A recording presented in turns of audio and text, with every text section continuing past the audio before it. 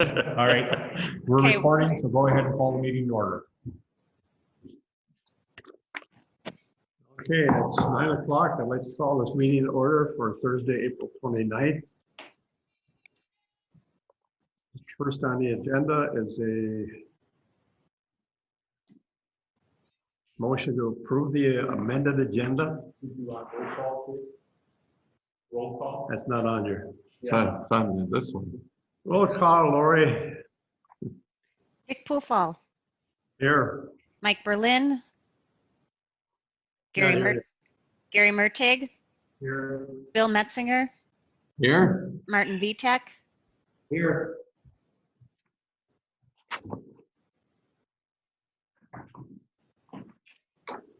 Mike will be here in about 10, 15 minutes. okay, thank you. Next, we need a motion to approve the amended agenda. Bill? I will so move. I'll second it. Made by Bill Metzinger. Seconded by Marty Vitek. All those in favor say aye. Aye. Opposed? Motion carries. Thank you. Public comments, 3 minutes per person. Any public on the phone? I'm not seeing anyone. All right, there's nobody in the building, nobody on the phone, so we'll go to the next item. The approval of the executive meeting minutes from April 13th. Also move to approve the minute. Motion made by Gary Murray. We have a second. I'll second it.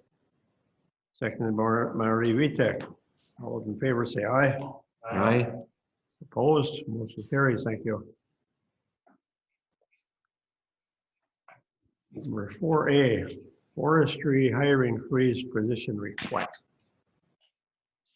Okay, so this comes before this committee. The county board at their last meeting voted to have a hiring freeze with positions that opened after April 21st, on or after April 21st, with the approval of these positions going through, and I can't remember what this involved. I mean, I know they talked about having the executive committee, and then also we talked about having the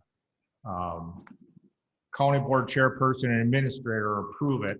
But this is something that just came up relatively quickly here this week, and so there's really, you know, we can just bring it to the executive committee for approval of this position. This is a 20-hour-a-week non-benefited position in the forestry department, and you can see the title and the job description in your packet, and it is online for those of you if you want to look for it on the county's website under the packet for today. We do have Chris Hoffman on the line to answer any questions if there's any. It is my recommendation that we approve the hiring of this position. Go ahead. Gary? Yeah, this is I thank you, Clark, because this is exactly how we wanted to do this. But this is the position that's already there. It's the office position. I have no problem with filling this position. Bill? Who held a job previously, Chris? The job is previously held, or is being done right now by Tom Ernst. He's leaving us to go to Price County. For more money? A full-time position in their forestry department. Yeah, Chris, good morning. Good morning. I wonder if you would just tell our committee here why this position is so essential to your organization down there, if you would, please, just briefly. Sure. This administrative assistant office manager position handles all the day-to-day paperwork generated by this office, all accounts payable, all accounts receivable, handles all the timber sale contract issues, maintains all the timber sale files, does all the grant applications for the snowmobile trails, ATV trails, and any other grants that we work for. Just involved in pretty much everything that goes on down here as far as the administrative side of the work that we do. They're also the face to the public when somebody comes in looking for a firewood permit or a sportsman's map or information about the county forest. This individual handles the public and all those issues as well. So it's a daily job of just keeping up with everything that the county forest generates as far as workload on the administrative side. Lori, Mike Mike Berlin Berlin is showed here. up here at 9:07. Thank you. Bill, I'll make a motion that he be allowed to hire an administrative assistant for the forestry department. Supervisor Murray, no, second. all right, we have a motion to approve the hiring. Gary, your second motion? All right, we have a motion and second. Mike, what this is all about is they have an opening in the administrative position, administrative secretary position, whatever, for the forestry department. And it's not it's a part-time position.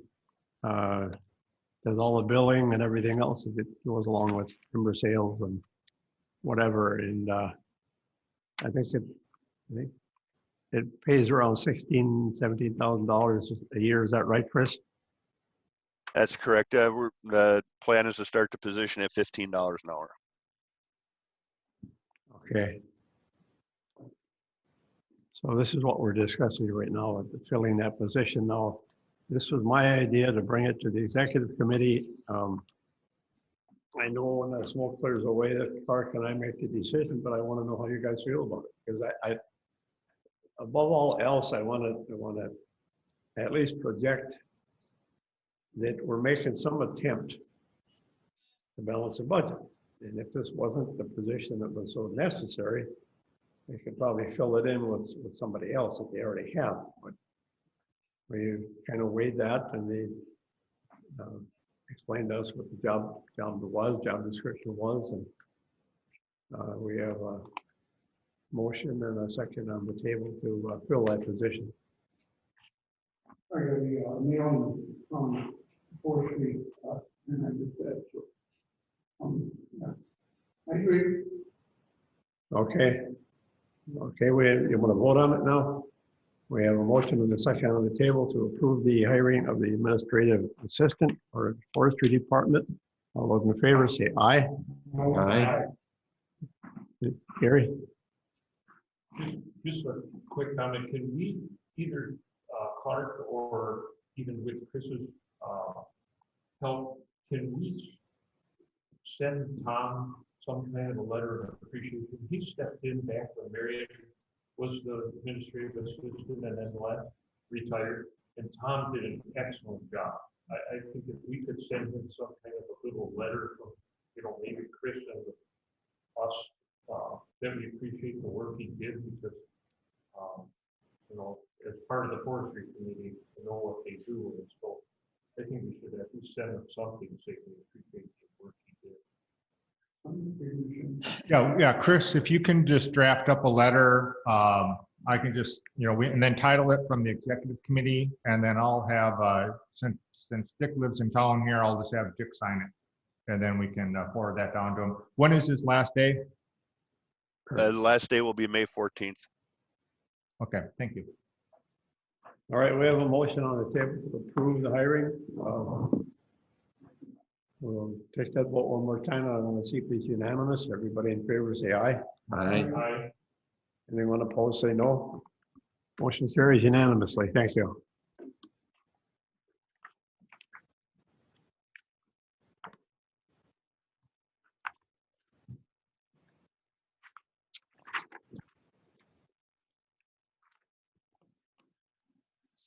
Okay, number 5 on the agenda, job description for county administrator. Now, have you guys, we just got this morning. Have you guys read through this? You want to take a couple of minutes to do that, or Job right here, Mike?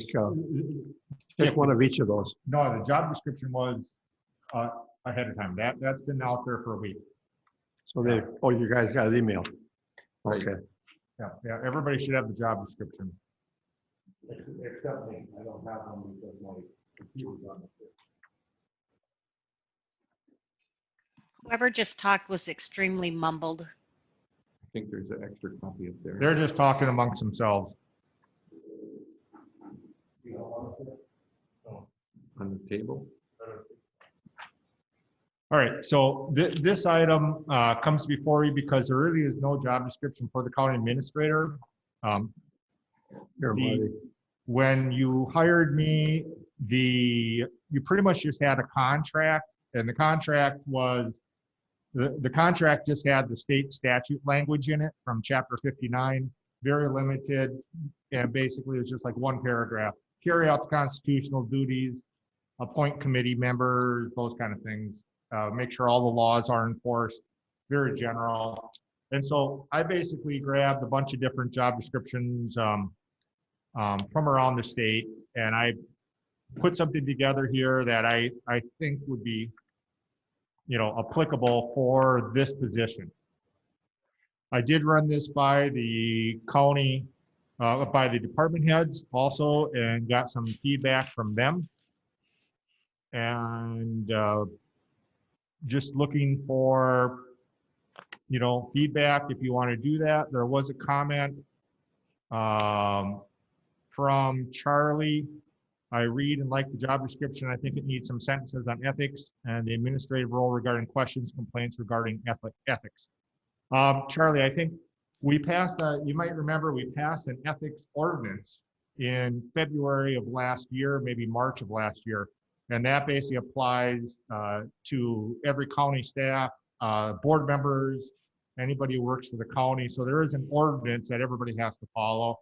So I don't think we need to reiterate that, because it goes without saying that the county administrator has to follow and abide by ordinances and the handbook and all the other things in there. So that's just kind of a given in my estimation.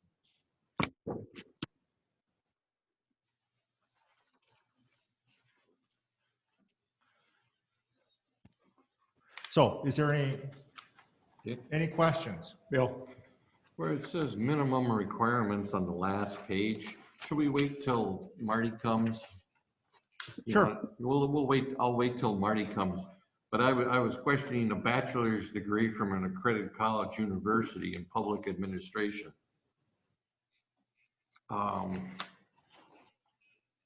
Maybe we could say preferred, but I don't know if we want to make that a requirement, because we will leave possibly a lot of potential people off. So, I question. That's the idea. That's the idea? Well, yeah, you want to get the most qualified people. Yeah, but we could have a very qualified people that don't have a bachelor's degree, is what I'm saying. You could say a bachelor's degree is preferred from an accredited college. I don't feel that. So Bill, the next sentence in there, an equivalent combination of education and experience may be accepted. The next sentence basically has that. It would be my hope that you would basically get somebody with at least a bachelor's degree in public administration to run. You need to bring in a high caliber individual because you have some significant problems. I would my recommendation would be to leave the bachelor's degree in there, and then master's degree, local government experience, and advising and assisting is highly preferred. And you hired somebody like myself. In fact, the top two candidates that you had for this position both had masters in public administration, and the other candidate, actually, if I'm correct, he actually had a PhD in public administration. So, and granted, education doesn't make you any smarter. I mean, I have 3 degrees. I'm no smarter than when I started, but I think my thinking is broader, and I've been exposed to more and different things by having a degree. So I would recommend that you kind of leave it in there. There is an equivalent combination of education and experience may be accepted. You got somebody who applies for this that's been a county administrator for 20 years in a similar sized county.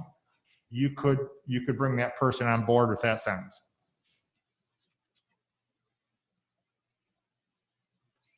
I guess I can live with that.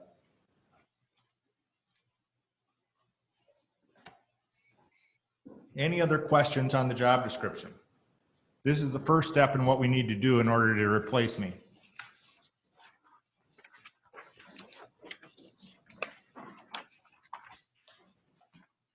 Any more questions?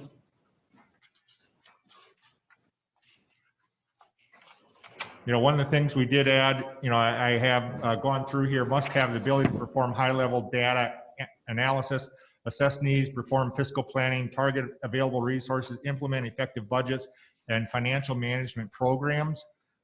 So that's something I think is, I think that's something that we really want to look for as we're sourcing through these, you know, our applicants.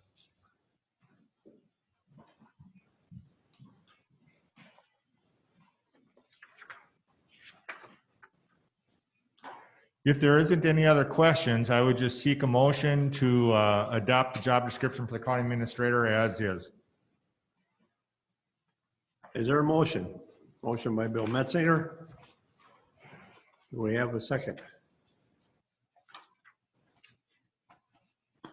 Mike, seconded by Mike Berlin. All those in favor of adopting the job description as printed, say aye. Aye. Anyone opposed, say no. Motion carries. Thank you. Okay, and before I move on to the next agenda item, as you approve the job description, now we need to kind of approve the salary for this position. And so that's a spreadsheet that was on the table. It's got a little yellow highlighted on it there. And so I basically gave everybody one of those to pick up. So your range for this position here is $75,000 to $90,000. You're currently paying me $87,000. And so I basically went around and we sourced similar sized counties, and your ranges are all obviously a lot higher than what this is. So my goal here is to try to get a high caliber candidate that will come into this county to help manage the issues you have. My recommendation is that we advertise this position between 105 and 115. And you know, if you look, I didn't put the counties on here because, you know, I don't really, on a recorded YouTube, I don't want to include their salaries, but on this list are the salaries for Bayfield, Price, Sawyer, Washburn. You know, these are, so the salaries for are around us. You know, we're not going down to Illinois to do this. So my gut guess is if you want somebody who's going to be an experienced, you know, county administrator, you're going to have to pay in that range. Well, looking at this list that you gave us, Clark, it's quite evident that they're grossly underpaid here. The position is underpaid here. We're the lowest one on the whole list. I just wonder if we offer more money, if you got any indication how we're going to pay for it. Oh, for me? For the position that we're advertising. Yeah, you approve the job description. The next thing is you got to approve the salary scale.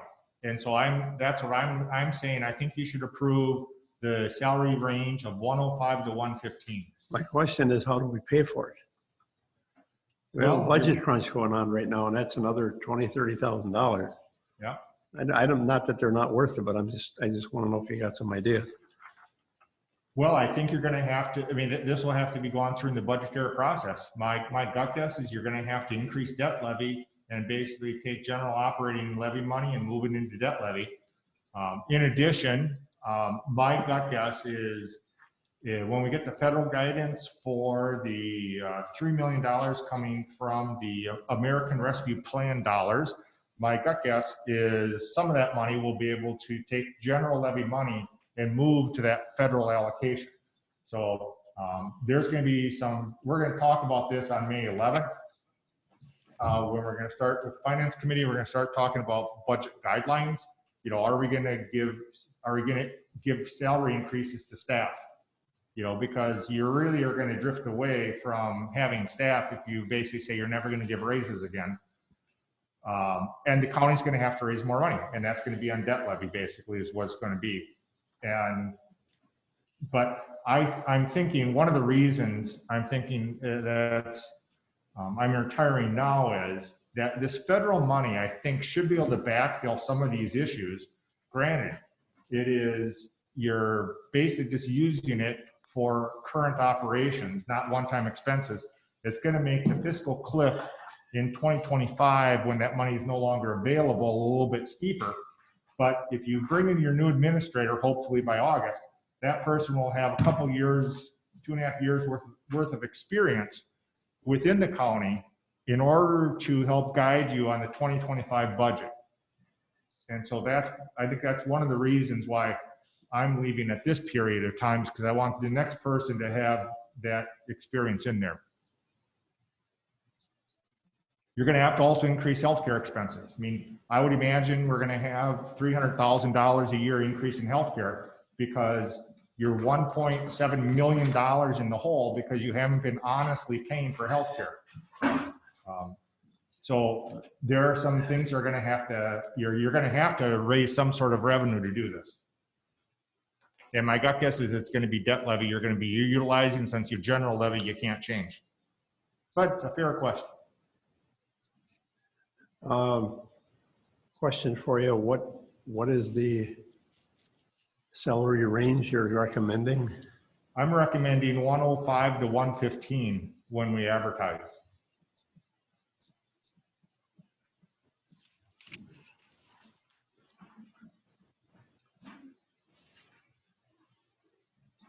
Dick, Yeah, Bill. Did they sign like a year contract like you did? The what? Would they have to sign like a year contract that they would be committed for a year? So in a lot of these cases, when I look at the administrators that are around us, they're signing 3 to 5 year contracts that have annual increases built into them for each year. So my recommendation would be, when you sign the contract, sign a 3 or 5 year contract, because you want somebody. I mean, for me, I just signed a 1 year contract, and then we signed another 1 year contract that has out clause. Now, all these things have out clauses. Obviously, if you get a county administrator and you don't like them, at any county board meeting, you can get rid of them by majority of the vote. Now, sometimes you're going to have to pay for that. My contract, you might remember, we basically have a 3-month severance clause. So if at the next county board meeting, of course, I've already resigned, so it doesn't matter, but it would be, you'd have to pay 3 months to basically get rid of me. And normally they're anywhere from 3 months to 9 months is the severance packages for these contracts. So if they left and we didn't accept the resignation, they would have to continue to work? Or was there a severance that the employee would have to pay to the county? The employees never have to pay the county. A severance only comes into existence is if the county board, for reasons that are not malfeasance, so not basically without cause. So let's say you just don't like my personality and you want to get rid of me. You don't like the way I manage, but I'm not doing anything illegal. You could, at any county board meeting, you could fire me and then pay me 3 months to get rid of me. If I was doing malfeasance, if there was embezzlement, some sort of illegal activity, sexual harassment, you would not have to pay to get rid of me. And so that's kind of your standard clause. And baked into the contract that you'll see with me is, we spelled out very precisely with Corp Counsel what malfeasance means and what means with or without cause. So that, we will work with Max. I'll work with Max to get a contract that's in the best interest of the county with your new administrator. But ultimately, it'll be your contract. Yes. people that are going to hire the new administrator are going to be this committee? Are we going to interview them? So that's next on the agenda, is Okay, how we're gonna I'll- go process. So the salary is the first thing, so the job description first, salary second, and then how you're gonna hire somebody is the next thing. Okay, I got a question. What happens if we put a bigger gap between there? Let's say we put 90,000 to 120,000. If we put like a $30,000 gap instead of a $10,000 gap. Let's say 90,000 to 100,000 would be the range, and then the committee or whoever is going to decide, we can decide from there. But this way we're locking ourselves into at 105 minimum, you know. So this way, if we went to 90 to 120, it would give us some wiggle room. Yeah, so a lot of times what I've seen in contracts or in advertisements when this happens is they will have you have a salary range, but then you have an expected hiring level. So in this case, you advertised this position when you hired me for $75,000 up to a maximum of 90. And, there was no expectation whatsoever that you're going to hire somebody at $75,000. I mean, the people that were applying for it were not going to work for $75,000. But I mean, it's your choice. I don't think there's any downside if you create a bigger range. I mean, if you look at some of these others, here's a 92 to 118. Here's a 111 to 146, 98 to 147. 108 to 110, very narrow range. So yeah, there are people that have a broader range, and part of it is what kind of candidate do you want to attract, Well, this way, if we went to a higher range or an extra $5,000, maybe we would attract somebody that wouldn't normally apply. So, I just, maybe with somebody with little experience, if that's who the committee felt was the best person, maybe that, I just think we have more wiggle room, but I'm open for. I don't see any downside if you want to do that. Gary? Yeah, I don't have a problem with that range either, but I will say this 105 versus 90 to 115,000 or whatever the top range is. We pay school administrators $100,000 in some pretty small districts, and I'm not trying to offend them, but I think a county administrator has a wider range of problems in the school and a bigger budget, more departments, more. So, I'm not, in Butternut, we pay $100,000 to an administrator, so there's no comparison. In Butternut, yeah. Yeah, so there's no comparison with the duties of an administrator of a county. And I'm not belittling, but. Well, do we want to raise the 90 to the minimum to 100, 100 to 120? The 90?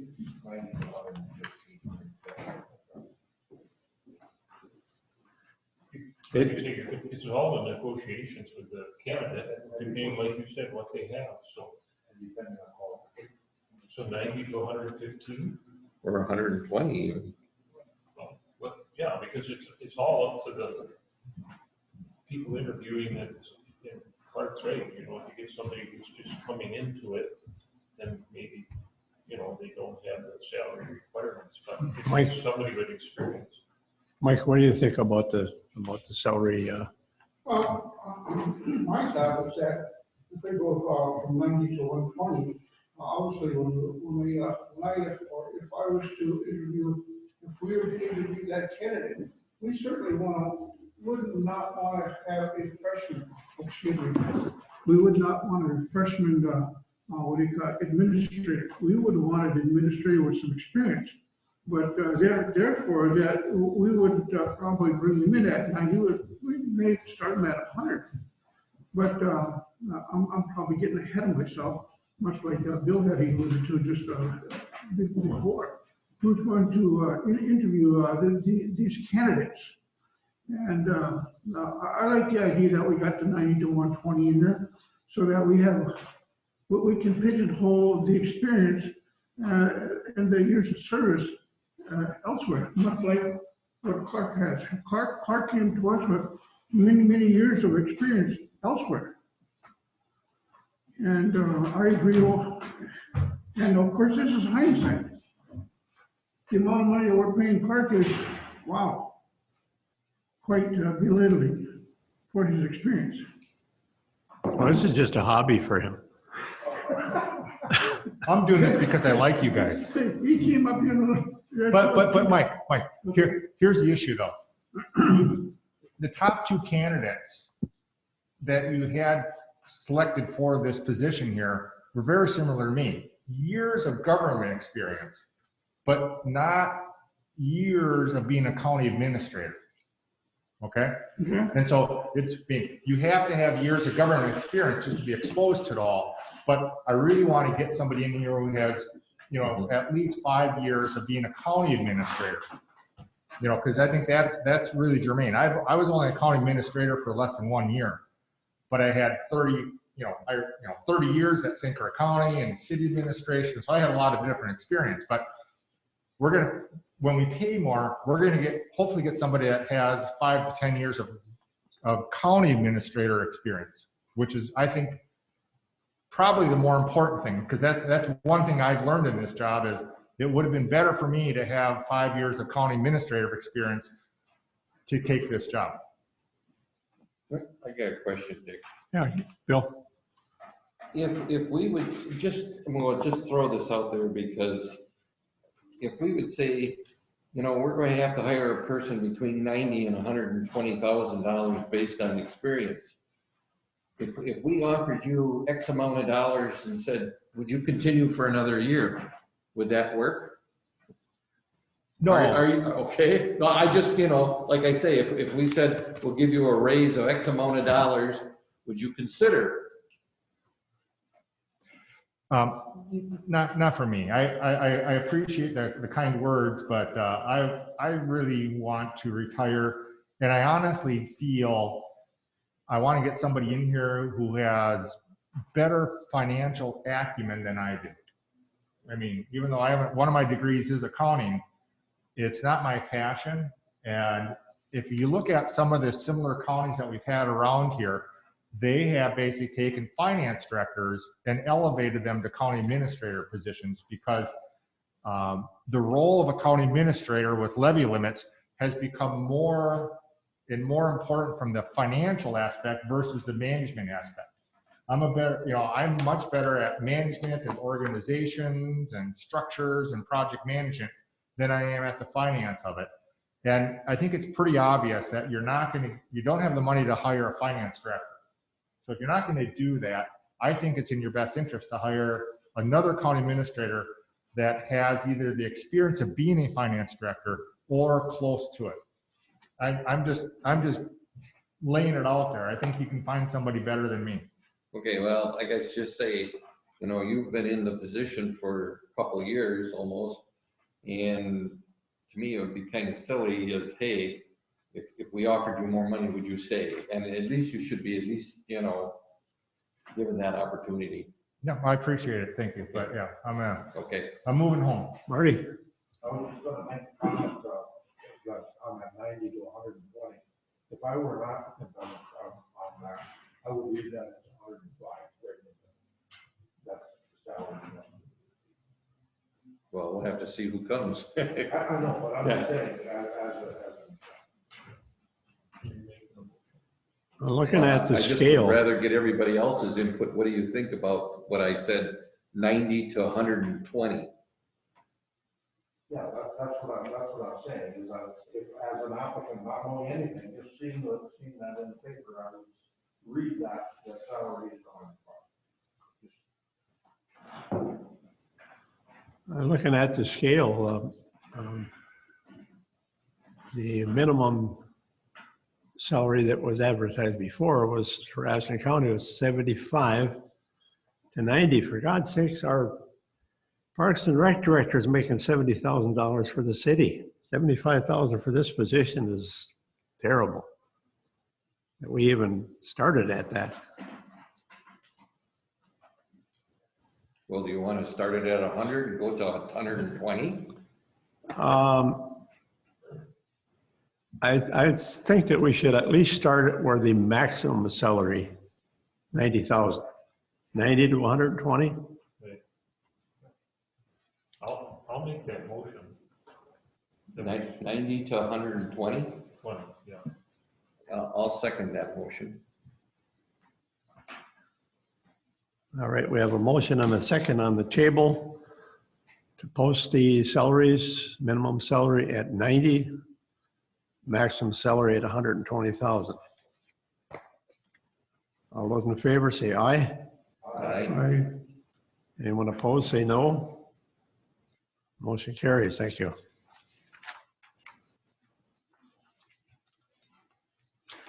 Okay, Is that all we have on the search? nope, so the third option, so you set the job description, you basically set the salary, now you're on to item number six, RFP for search firm for county administrator. So in your packet, I basically wrote an RFP, and you had it since last week. If we basically send this out, basically we would get a response back by the 10th, and then you would pick a candidate on the 11th. And then these are kind of your selection processes. These are the things that you kind of want out of a search firm. And these are the responses. In the interim, and so basically the last page of this thing here basically was my proposed timeline. Today's meeting, you can see May 10th, Tuesday the 11th, select somebody. May 24th, job announcement posted. 21st of June, applications due, first interviews. On July 8th, July 15th, second interviews to pick a candidate. Friday the 16th, contact candidate, negotiate an offer. The 20th, background checks done. July 27th, full county board approves hiring new county administrator. And then basically tentative start date, maybe August 23rd. And then I would hang out for a little bit and get that done.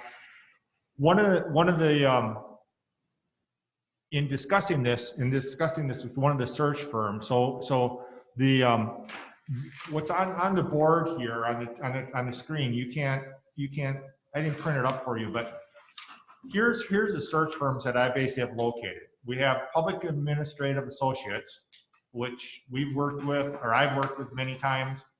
Park Falls just hired their administrator a couple years ago with them. Hudson did. They just got awarded Waushara County. David Drow and Associates out of Minneapolis. SGR out of Texas. Mercer Group out of Minnetonka. Slavin out of Georgia. And Baker Tilly. These are kind of your national companies that do these searches. And in discussing this with Public Administrator Associates, which is a local Wisconsin company made up of ex-county administrators and ex-city administrators, they just got awarded Waushara County, and that's a similar sized county, about 20,000 people. I talked to the owner of PAA, and they actually said, frankly, between you and the lamppost, if we're going to go with a search firm, we're probably going to end up with PAA anyway. I don't think we're going to go to somebody in Texas or Georgia or something like that. They basically will honor the same rate that's in the Waushara County proposal, which is $13,000. And they basically have this, the timeline, they did come up with their own timelines and stuff like that that would fit within ours. What they do basically is they go through and they advertise, and then they also will interview you individually, for the executive committee, find out what are you looking for? You know, because this is going to be your person, not my person. I'm setting this stuff in motion, but ultimately, this is going to be your employee. And so once they find that out, they may tweak the job description a little bit or tweak the salary a little bit based on what you feel is important. And then they'll advertise, and then they'll bring in what they'll do with candidates. They'll weed through the applications. They'll get like maybe the top, whatever, 7 or 8 candidates. Those 7 or 8 candidates will do video interviews. And then this committee will sit down and watch those interviews, because you get a pretty good feeling for somebody. You'll have their resumes, you'll watch the interviews, and then you'll select maybe the top, whatever you want to have in-person visits, which would be 3 or 4 people. And then you'd do an in-person interview with those people, and then you would basically go with that. But you can see on page 9 of the packet, counties. So they've done Chippewa, they've done 3 times, Door County, Green Lake, Iowa, Monroe, Polk, Price, Sauk, Shawano, Wabasha, Minnesota, and Washburn. So they've done counties of similar size to us. They're not working with Dane County or Milwaukee County. They're working with counties that are typically our size. And, you know, and I guess I'll just be frank with you. I think if we were to send out an RFP, we're going to pick these guys anyway. And it's going to be the same price. And so I would rather just select them today, and then we can gain 10 more days basically on this process, because the sooner you get the new administrator in here, the better it's going to be for the county, because that person's going to be more involved in your 2022 budget. We don't want these people showing up. You know, when I showed up in September, pretty much your budget was done. I really didn't have a lot of input into it. And so if we can get them here in July or even August, that would be a much better outcome for the county. So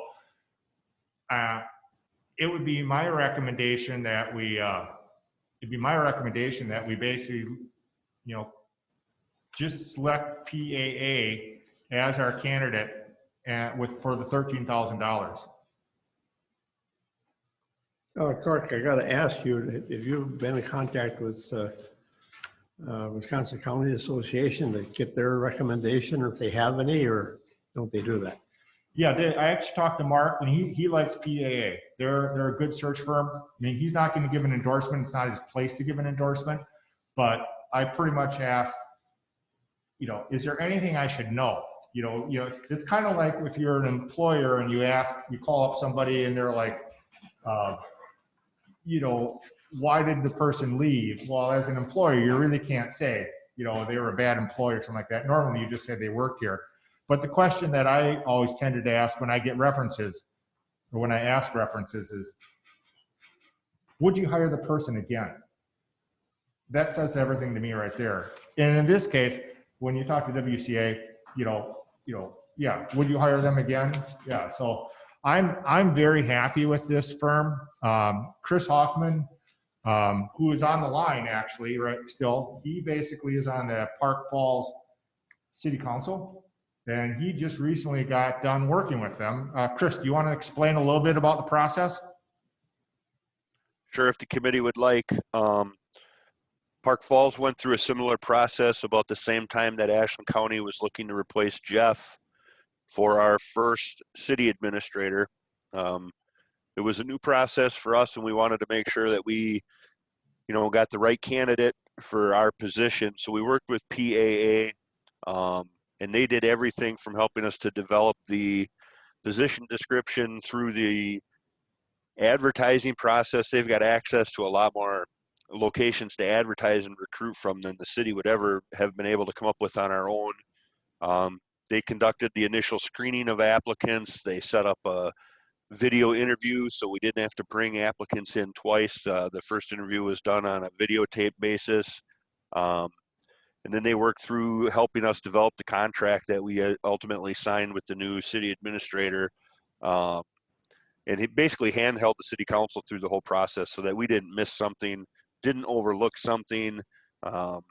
It's their bailiwick. It's what they do every day. So they know what they're looking for in the position that you're trying to fill. And I thought they did an excellent job for the city.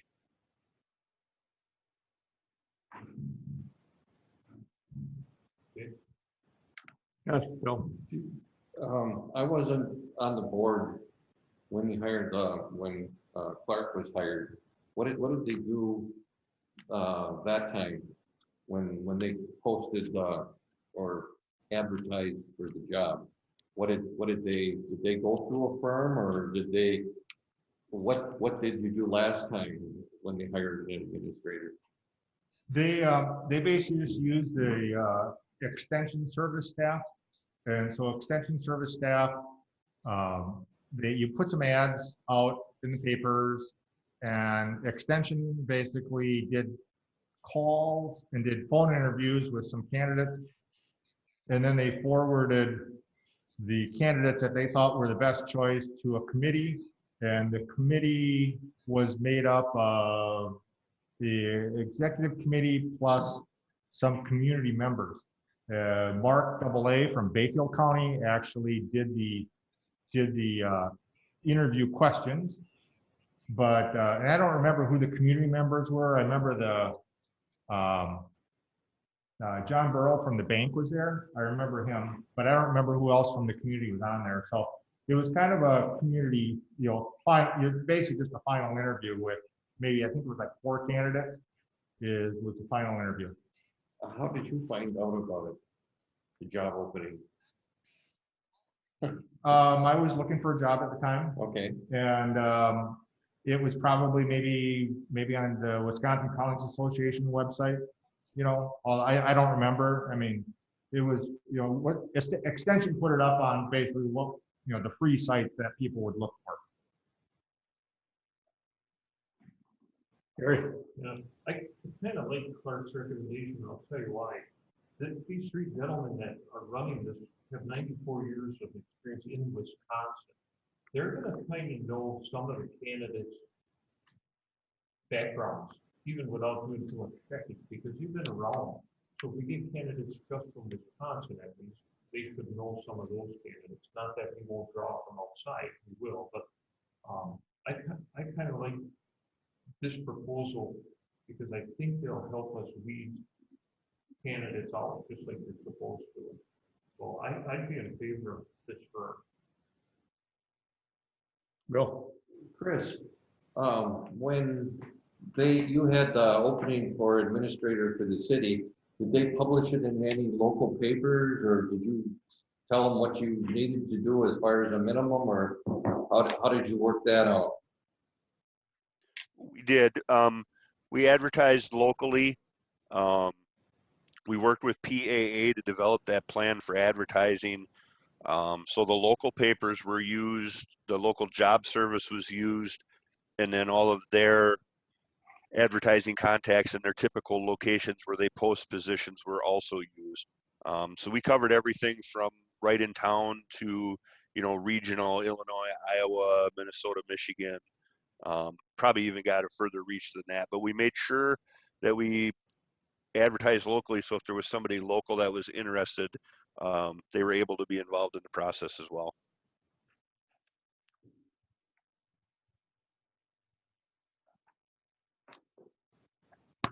Well, I guess a motion would be in order, Mark? Yeah, a motion would be in order to basically sign PAA to be your search firm and authorize the county board chair to basically sign a contract once the contract is finalized. Because, they basically, when I talked to the owner of the company, he sent me this, he said, we'll just do this exact same thing for the same price. And we'll put up a proposal and, it still has to be signed and stuff like that. But I think this is the best move for you. If you're going to use a search firm, this is the search firm I think that you'd land on anyway. So yeah, I would recommend a motion to approve PAA as a search firm and authorize the county board chairperson to sign a contract. All right. As far as Bill? on that same line, is there going to be any discussion so that we're assured what we want? as far as if we're going to advertise it locally or so we don't miss that, you see what I'm saying? Yeah, we'll advertise locally. Yeah, but maybe the county board chairperson and the administrator together could sit down with this firm. Maybe that would be better because maybe Dick, or if you just sat down, maybe you would miss something. Yep, yeah, so I'll basically work with them to get the contract, and then Dick will call them, and Dick can talk to them, and then sign the contract once we get that done. Dick also moved that we hire this search firm PAA. Motion on the table to hire the search firm PAA. Do we have a second? Mike? Second, Mike Berlin seconded. All those in favor say aye. Aye. Anyone opposed, say no. Motion carries. Thank you. Number 7, Superior Days legislative request. Okay, so I've not been involved with this very much, but Bayfield County has been looking, I just found out about this, I don't know, Monday or Tuesday. And the Superior Days is going to be a virtual event this year, 11 to 3 on Wednesday the 5th. And Bayfield County basically has some proposals that they would like to see if Ashland County wants to sign on to. And so they do have our names on these, even though we've never gone to any board or committee with them. So if we want to take our names off these, I think this committee should we walk through one by one, and you can say, do you want to sign on to this, or do you not want to sign on to that? And that way we can at least officially say a committee did this, because it's not my place as the administrator to say what your preferences are legislative wise. So with that, I'm just going to walk through them a little bit. So this first one, you'll see state support for tribal recreation efforts. And so this basically is, you might remember the piece of property that the city of Mellon has that the county sold to them for $1 that Enbridge is going through. Remember that whole fiasco a year and a half ago? So the county back in 1992 gave that piece of property to the city for $1. So it didn't go through the bidding process. So we actually just closed out on a Wisconsin Surplus online auction site, and we sold every single piece of property that we listed, with the exception of the gas station at Glidden. And I was super impressed with that. I have not got the report yet because it just closed on I got to get Jen to put together a report for how much money we made out of that. But we were so impressed with that process. So we did just on a side note, we did relist the gas station at $20,000 minimum, and we're gonna advertise that again. We're hoping to get rid of that. So I was super pleased. Anyway, what this first one is if there's land on the reservation that the county owns that the tribal government is interested in. Right now, they have to bid on it on an auction, just like anything else. And what Bayfield County is looking for, saying modify the statute to allow tribes to be included with municipalities and the state in direct transfers. I don't even know if this is applicable to our county. The issue with Red Cliff and Bayfield is there's a number of thousands of acres on the reservation in Bayfield County that are forested. And Red Cliff would like to have them, but they basically would have to go through a live auction to do that. Bayfield would want to just transfer them. And so they're asking for basically an exemption for that. If you wanted to do that, you could. I don't even know if it's applicable to us. I don't know how much land Ashland County actually owns that is within the border of the reservation. I mean, Mike, do you know? there's lands that I can't see how the acre. There are lands there, but I can't say how many acres. Okay. But yeah, the tribe is watching that religiously. Okay. Yeah. So I mean, for me, it's more. Even if it's not applicable for me, I think this is something that I would support it because it would help Bayfield get something through if both counties supported it. And if Bayfield wants to, basically direct transfer lands to the tribal government, if that's their choice as a political body. They don't have to do it, but they can. It says recommendations modify in rem tax statutes.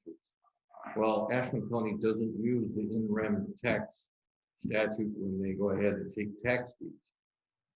I don't know what the thing that they take tax deeds is called, but they don't use the in rem system. I think if the committee, the zoning and land committee, they still can favor the tribe because they do not have to accept the high bid. They can accept any or all bids above appraised value. So they do not have to accept the high bid. So the county still has the right to sell it. They don't have to sell it to the highest bid is what I'm saying. So if they feel the tribe should possibly get it, they put a minimum on it and they could accept that. But that's up to the committee.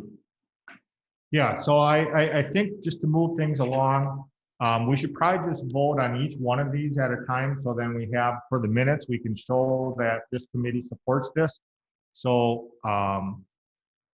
if there's not a motion to sign on to this one, I'll just have Bayfield County take our name off of it. So with that, I would seek a motion to support efforts for tribal recreation efforts.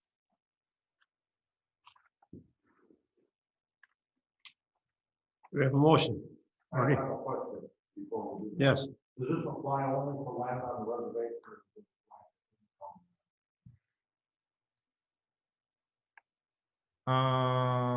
It says non-tribal publicly owned lands on reservations in Wisconsin. So yeah, so it's talking about publicly owned lands that's within the boundaries of the reservation. Then I'll make that move. Now, which one are we voting We're on? on the first one, Dick, here, the state support for tribal reparation efforts.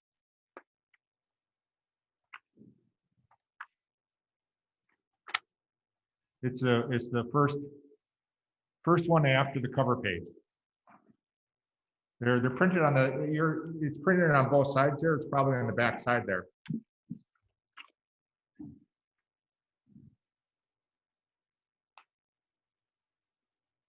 So you had a motion for it, Dick? Yeah, I'm reading it first. Okay. Action to change tax foreclosures, is that what we're dealing with? The what? It said on the back side of the first page.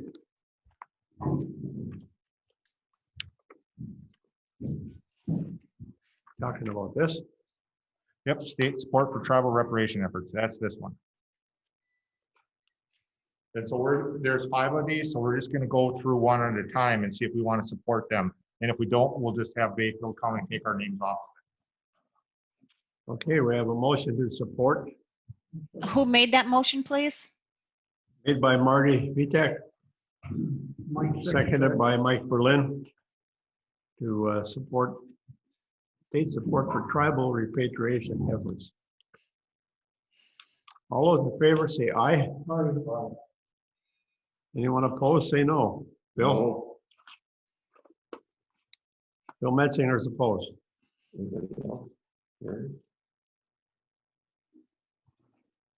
Okay, so the second one, state support for rural EMS changes. And so this action, adjusting state statutes to provide support for volunteer EMS agencies. There's some background in there. Basically, it would allow towns to fund EMS using the same options available for fire protection under Chapter 60.55. This will allow towns to move EMS to a fee across the community, like fire. It would need to come with a negative levy limit penalty back to what was spent on EMS in 2013. And I won't read this whole thing. Providing income tax credit for volunteers, tax credit for unreimbursed volunteer expenses, length of service awards, recalibrate revenue formulas, business tax incentive for business to allow volunteer and fire EMS personnel to leave during the workday. It's a rather long request. And they're, and WCA is working with this one particular because, the issue that we have with our two towns now, Gordon and Shannon Golden, that don't have EMS coverage is something that's probably going to be flowing around the state as these revenue limits and general levy limits preclude people from doing this, and volunteers are aging out. So it's important for us to, support our volunteer EMS and fire workers as much as we can to support that service. Because once you go to a fully funded paid service, it gets expensive. So with that, I'd seek a motion to support rural EMS changes. I have a question, Parker. Would this in any way adversely affect the city of Ashland? No, for the city, it wouldn't affect the city of Ashland because the city of Ashland is a paid service. This basically is supporting volunteer services. Okay. Okay, Yes, Bill. I will move for adoption. There's a motion and a second, motion by Bill Metzinger, seconded by Marty Vitek to adopt the state statutes to provide support for volunteer EMS agencies in Wisconsin. All those in favor say aye. Aye. Anyone opposed, say no. Motion carries. Thank you. The third one, state support for fish passage ladder in Iron River. And obviously this doesn't even affect us. It's not even in our county, but again, it's a regional thing. The basically recommendations that the DNR work with the Great Lake Fishery Commission, the U.S. Fish and Wildlife Service, Great Lake Fish and Wildlife Commission, local units of government, stakeholders, and interested and concerned citizens to restore a fish passage for migratory lake run fish on to the Iron River in Bayfield County. So I have no more information and knowledge about that. Okay, I'll move for adoption. All right, we have a motion by Bill Metzinger to adopt the fish passage ladder in Iron River, made by Bill Metzinger, seconded by Marty Vitek. Questions about this? How is that going to affect the lamprey barrier?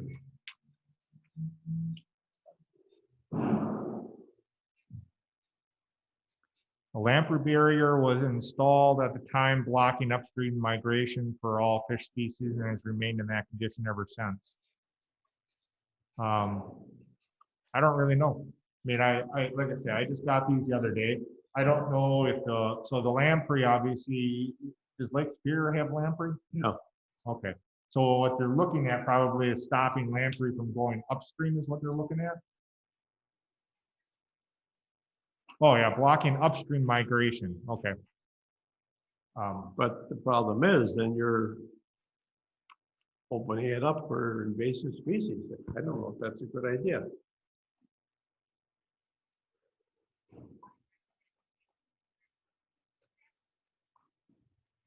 What do you guys think? Something that have to come out of there. I don't know how you do something not like.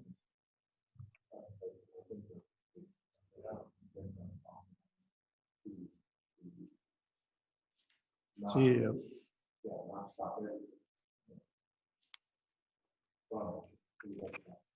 I don't think that I'd support this unless I can explain what's happening to that. Do you know anything about that, Mike? No, I don't. We just had some, people, we had Bad River last week at the federal council meeting so that they can treat the Bad River. And of course, we don't have any level in the Bad River, just a free flowing, it's not that Bad River is one of the two rivers that really, we got some support for the land. And I think they need more information. Yeah, believe I need more information on this topic before I vote for this. yeah, absolutely. See, Clark, what happens is the lampreys come in on foreign vessels that are coming up with the grain. They're stuck to the ship and then all of a sudden we got them. And actually, if that's going to be done right, then I'd imagine it'd be a super expensive deal, but it should be treated at the locks. So we like our name removed from the citizens, just say the citizens of Bayfield request this? And just remove Ashland County? I think so. Okay. Okay, I'll change my motion. I'll drop it and we'll come up with a new one. If you'll second it. Okay. So I'm dropping that motion and just asking for a new motion that Ashland County have their name removed from this request. So it's just, so it should read the citizens of Bayfield County request. Ashland County, we'd like our names removed. I will, That's my motion. Okay, we have a second. Marty Vitek seconded Bill's motion. Did you want to add to that until further investigation or just leave it at that? Leave it at that. All right, we have a motion and a second to deny this request. Have Ashland County's name removed. Ashland County, yeah, name removed. All those in favor say aye. Aye.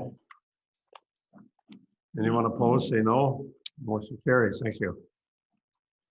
last one, state support for conservation staff funding. So citizens of Bayfield and Ashland County request action to support an increase in state funding for county conservation staff to meet Wisconsin statute 9214. And basically the land conservation departments are charged with implementing statewide performance standards, and the conservations are being asked to implement increased set of work programs without increased funding, with 40% fewer staff than there were 20 years ago. Recommendation is the state fully fund its cost share commitment to county conservation staff and increase funding for conservation staff to meet the Wisconsin statute 9214. And yep. Oh, that's not the last one. So that's second to last one. Okay. So yeah. So this one basically just, seek a motion to support state support for conservation staff funding. Yeah, that's kind of a no-brainer. Motion made by Marty Vitek. Seconded by Gary Murray. All in favor, say aye. Aye. Motion carries. Anyone opposed, say no. Motion carries. Thank you. When somebody talks, they need to get closer to their microphones, please. They are not coming through very clear. All right.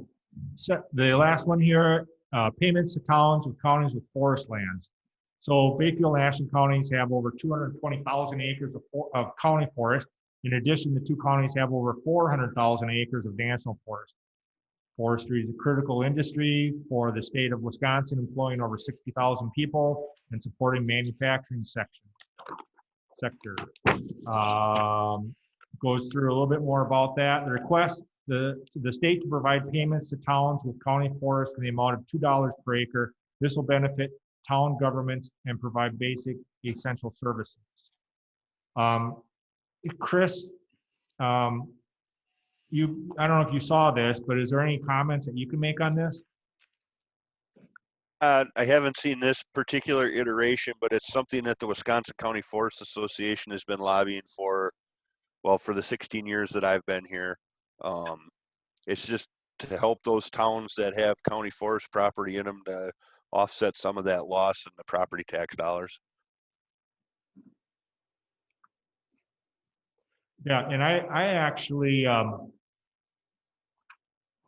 my wife and I, on early April, we were up in Cook County. We were in Grand Marais for a long weekend. I stopped in kind of like a busman's holiday. I stopped in to talk to the county administrator in Cook County, which is in Grand Marais. And they have obviously a lot of national forests up there. And he actually is trying to get together a appeal process for PILTs payments, because the federal government pays towns and counties basically a per acre amount for the highest and best use for national forest lands and national forest properties, is my understanding. And he basically is investigating, try to appeal that to try to come up with a different higher and best use to try to increase the funding for the counties and townships in his county. And so I am exploring that a little bit. If I get something with that, I will bring that back to the county for review. But with that, we would just seek a motion to increase payments to towns with county forests from 30 cents an acre to $2 per acre. I will make that motion. A motion by Bill Metzinger. Do we have a second? Seconded by Gary Murray to increase payments to towns and county forests from 30 cents an acre to $2 an acre. All those in favor say aye. Aye. Anyone opposed, say no. Motion carries. Thank you.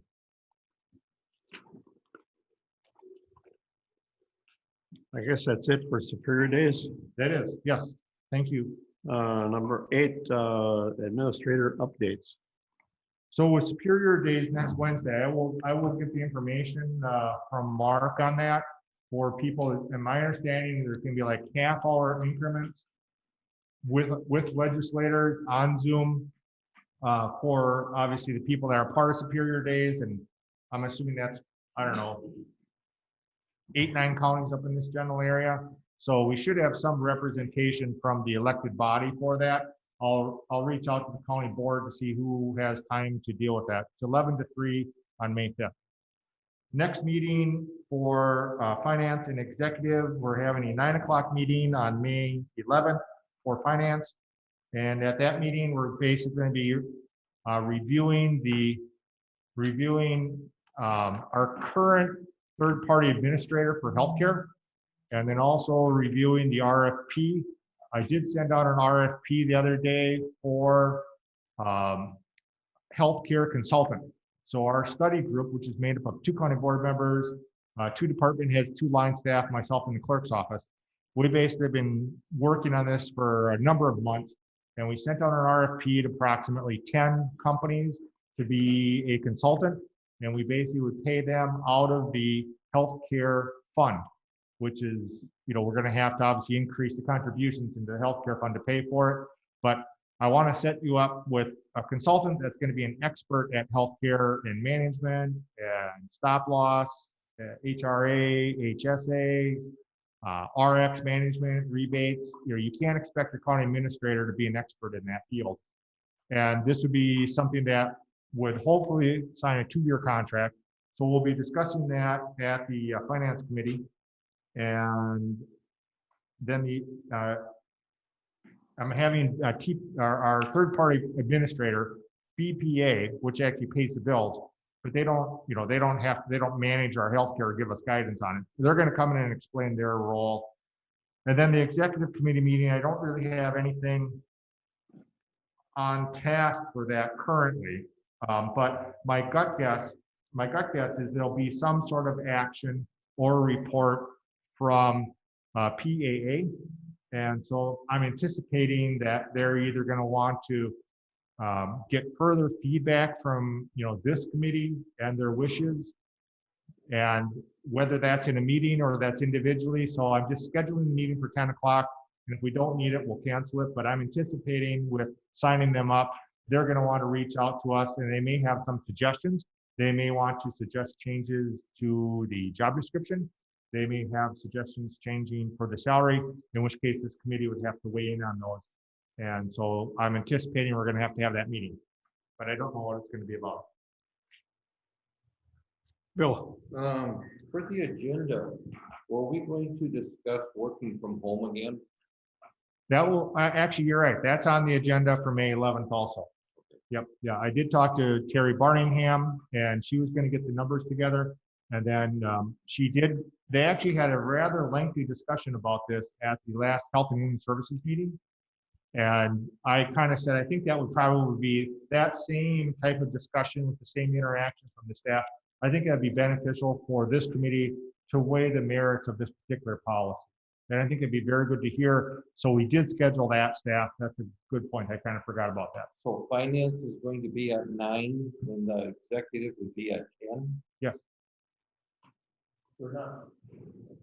Marty? What's happening with the committee to review that federal stimulus money or whatever it is? Yeah, so that joint committee, that's another good question. So the county board assigned the finance committee and the executive committee to meet to evaluate proposals along with the director for AADC. I sit on the board for the AADC, and as a board, we basically will not allow the director to serve on this committee. The board is not in favor of it, mostly because AADC is going to be a requester of federal funds. And it would be totally inappropriate for her to sit on a committee determining what the federal funds will be used for if she's requesting it. And the board is like, that's just gonna go nowhere fast. That's gonna open them up for criticism. So she basically just said she was not comfortable with that, and the board supports that decision. So that being said, I'm anticipating we may have some guidance by the 11th, in which case we could basically start going over that, but we don't have any guidance from the federal government of when they're going to release that information. The only thing they have told us is make sure we have our DUNS number and our SAMS number registered with the U.S. Treasury, which we have, and then they're going to basically send out information probably the first week in May for us to request our first $1.5 million. We're going to put that in a separate account, and then we are collecting ideas at the department head level that we would start talking about. Probably the only thing that we have, the only thing we've actually taken concrete effort or concrete steps on is I have gotten a bid to basically get 24 mics in this room, 2 cameras, and 6 speakers. To basically, when the county board comes back in here again, then everybody's all mic'd up and we have the speakers. Because I would really like to, when I leave, I really want to leave you with a good working county boardroom. Because I love the recordings. I think the citizens enjoy them. It gives people options to attend a meeting when they don't have to show up here. So I want to make sure that is done. That's not going to be cheap, and we never would do it without the federal money. But it's going to be anywhere from $75,000 to $90,000 to do this. But once you have it, you'll have it, and you'll probably have it for 15, 20 years. So that's the only thing we've actually taken concrete steps on. I did talk to the chairman of the board, and he was very supportive of that going forward. So that will be up first for discussion. Thank you for that, Clark. I just want to mention that I've been lobbying for that for at least 10 years. Because I went to a meeting at Bayfield County, and they have a speaker for every member. So there was never any question on what do you say. And it's just high time that we did it. Yeah, Marty? I just wanted to put in a plug for rural broadband expansion and enhancement, because the market isn't doing it. And, I don't think we can trust the market, because the electric companies, as an example, back in the 30s, they cherry picked the big municipalities and they had with everybody else. And if it hadn't been for REA and all that sort of thing, we could still be milking cows with. Yeah, and I think from accounting's perspective, there's going to be people tripping over broadband. So the federal government is going to have direct enhancements for broadband expansion. The state government that our governor is going to be distributing has hundreds of millions of dollars for that. And then the county could use that money too. So I think what we want to try to do is see where the federal and the state governments land on the broadband. And then if there's individual things, I know one of the things that WCA has talked about is you might be able to provide grants for individual hookups. So let's say the broadband carriers put in that fiber line that going down a trunk somewhere, but you're 300 yards away from the road, it's going to cost you $5,000 to run the line. maybe that's where local government might come into play. An individual might say, I would like $5,000 to hook my house up. You know, because maybe the state wouldn't do that or the federal government. I see the state and federal government dealing more of the, let's run these lines down these roads, and then it's up to individual local governments to hook each house up type thing. But we don't, we're gonna wait. We have till December 31st of 2024 to spend that federal money. And so we have plenty of time to figure out where that's gonna land. You know, we got the railroad sold now in Ashland and the adjoining counties. Is there any possibility that we could at least maybe get rail service up to Mellon? And if we could kick some of that money into there at least, or, you know, have a tourist train or something? Or, you know, it would help Mellon out too, because they might have some industry that would move there. So is there any way we could use some of that money possibly to reestablish that line or help to reestablish it, or is it too early to say? Well, without federal guidance, I don't know if it would be allowed. I know WCA has been very clear that this is not going to be applicable to, you know, highways, culverts, roads. They just don't think that's going to be applicable. I don't know where rail would be in there. We'd have to wait and see what the guidance is, but I would probably, I'd probably connect with Dale Kupchak. I think he is kind of our representative on the Northwest Rail Commission to find more information about on that. I've not been following it very closely myself to see what lines are going to do and what, you know, he knows more about it. Or you could always talk to David Sutterholm. That's why we have masks on. Gary? I just a point of information, and this is more for Clark and Dick, but when you set up the finance committee agenda, if you feel that that's going to take more time than 10 o'clock, maybe you could push the executive back a little bit. Yep. I don't want to interfere with their duties. I don't want them to feel, well, we got to be done by 10. So when you figure the agenda out, if you think you're going to take more than an hour, maybe push us back. Yep, that's a good point. Yeah, I got to talk to, I'm having Dan Kowalski from BPA come in because I think the finance committee has a misunderstanding of what a third-party payer does and what their responsibilities are. And so I just want him to come in because it's going to help the finance committee evaluate the role of a consultant, because consultants are the ones that are actually going to be guiding us. In fact, we're one of the only people that utilize BPA that don't have consultants. You know, you have to have, I mean, Breddings uses a consultant to manage their healthcare because they don't have enough, you know, they don't have the expertise to manage it themselves. And I certainly, even though I've learned a lot, and you know, I can't do that. Oh, one thing more before we get out of here. Getting back to the Superior Days thing just quickly. I've been down there many times for Superior Days. And when we first started going down there, I was very, very disappointed because Superior set this up. That's why it's called Superior Days. So we went down there, it's Ashland County, paid for the rooms, paid for the mileage, paid for the meetings, and lobbied for things they want in Superior. And I just, what the hell's wrong with that picture? So we weren't getting any time at all. And now I see some of the things that Mark's gone there at least will benefit us. But to start with, I've gone to a couple of meetings when they were setting the agenda, held in Superior, of course. And I questioned that. Why are we not lobbying for things that benefit Ashland County? And I couldn't get a straight answer. I see it's morphed into something different now, so that at least we will benefit a little bit. But that was a big expense to do this on behalf of Superior, Douglas County.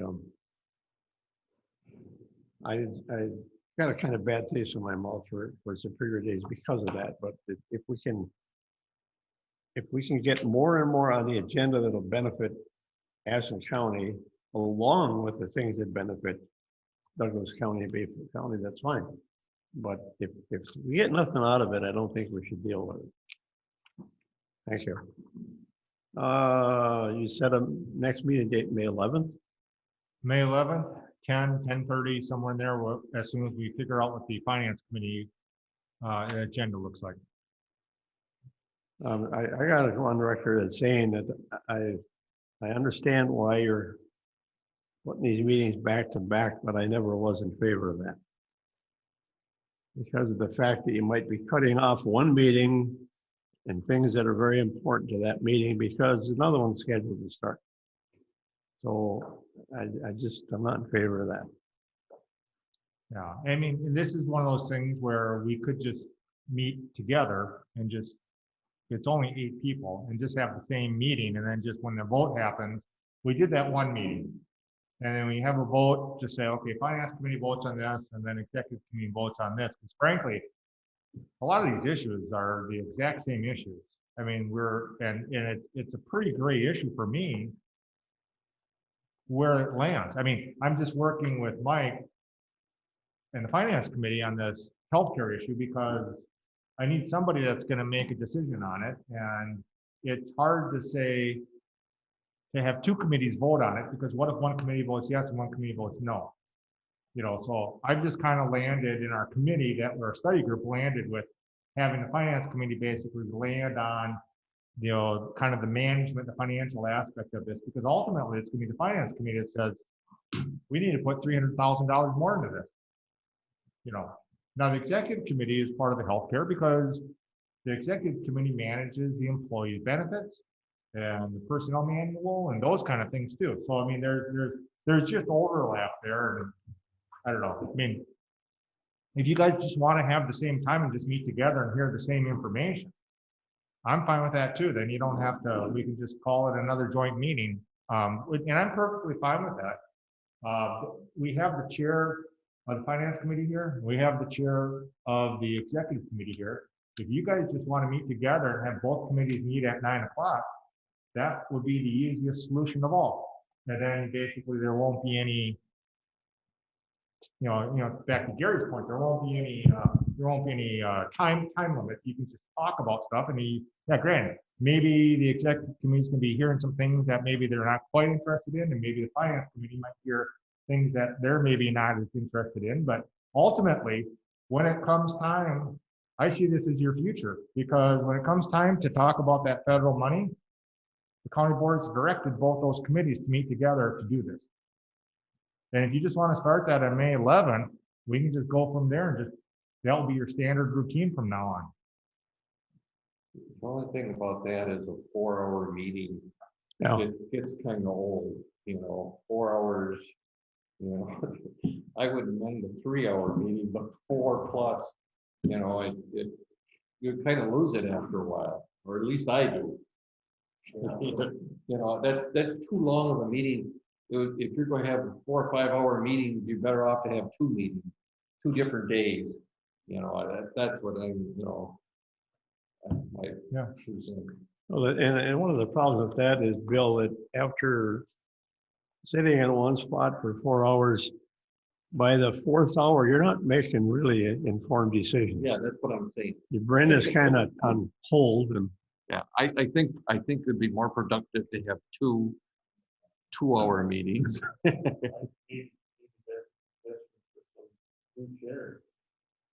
Well, this chair is in favor of that, right? what's that? That you're in favor of that. New chairs? No. No, I just, you know, that's just, you know, I think too long a meeting. Well, I need to concur with that chairman of the finance committee. 3 meetings ago, we had that combined meeting with the executive and the finance, and I label that as a fiasco. And starting with the meeting being too long and the overlap of information. We had kind of a little cluster there with regards to voting, okay, no, this is a finance vote over here and you don't vote. And this is the executive meeting over here, so we don't vote. And we only have two people that, that different from the two different committees, so. I agree, we should have two separate meetings. Except when we're going to be talking about the federal money, which has to be a joint meeting by the county board decision. And in regards to that, Clark, I got a question. Are we getting any closer to getting guidelines from the feds on what that money can be spent on? No, Why that not? should be, it should be here probably around May 15th is what they're thinking. Okay, Yeah, so it may be here, it may be here for the executive meeting executive committee meeting on the 11th. And if that's the case, then we'll go over it together, but, the WCA is working with them, trying to get this out. Everybody's trying to get this guidance because everybody's, they want to get this, they want to get projects going. I'm thinking you have the same printout that I have on those ones as to, I was to understand May 1st, we're gonna get some guidance. But seeing is believing, when we get it, we get it. Yep, nothing we can do about it. We can't push a rope. all right, anything else on the discussion here? Next, if we don't have any more discussion, need a motion to adjourn. Are you finished with your I'm done. updates and everything? Yep. Okay, Bill? Also move to adjourn. Motion by Bill Metzinger to adjourn, seconded by Marty Vitek. All those in favor say aye. Aye. Anybody that wants to stay another hour or two, say no. Motion carries. Thank you.